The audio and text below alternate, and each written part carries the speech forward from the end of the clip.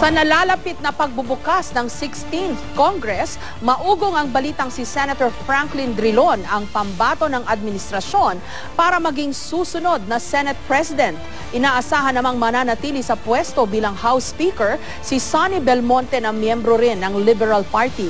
May report si Julius Segovia.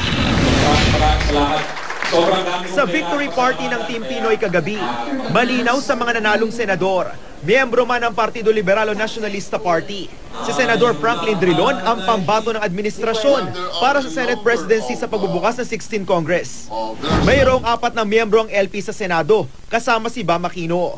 Ang NP naman na nakipag-alyansa sa LP noong eleksyon, may 4 ding miyembro. Ang Nationalist People's Coalition o NPC na pinamumunuan ng tiyuhin ni Pangulong Noynoy Aquino na si Danding Cojuangco, tila mahati. Si Senador Tito Soto, kilalang malapit kay Senate President Juan Ponce Enrile. Samantalang si Senadora Loren Legarda, tumakbo sa ilalim ng Team Pinoy.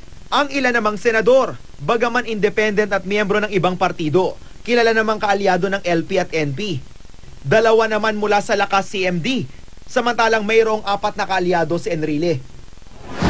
Maging si Senador Alan Peter Cayetano na sinasabing mahigpit na katunggali ni Drilon sa Senate Presidency, nagpahayag na rin ng suporta sa senador. Nagkausap din kami ni Senator Drilon at sabi ko, I believe in his leadership, and having said that, sinabi ko, go ahead and get the consensus.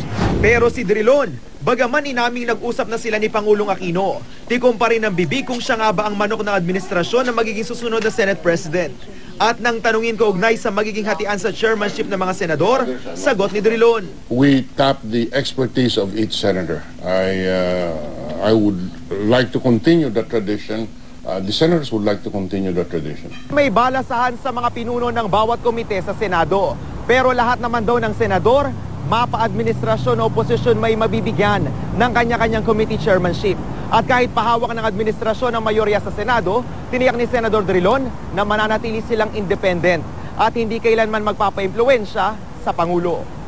Sa mababang kapulungan naman, tinataya nga abot sa 292 ang mga kongresistang uupo, mas marami sa kasalukuyang 281.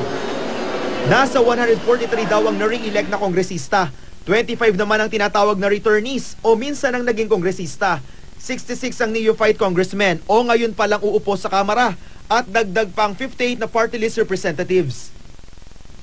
Sa ngayon, kontrolado ng LP at mga kaalyado nito ang Kamara, kaya inaasahan ng partido na mananatili sa kanyang pwesto si House Speaker Feliciano Belmonte.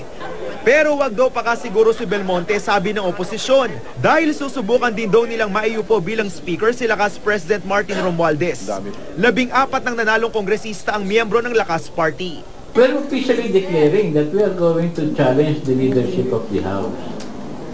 So, Congressman Romualdez will challenge Speaker Belmonte. Starting next week, we will be starting to have a set of meetings with the elected members of the 16th Congress. We expect that we will form the same coalition that we did last time, principally with the NPC, NUP, and the NP. We will be successful in the next 3 years as we had been in the last 3. Julius Segovia, GMA News.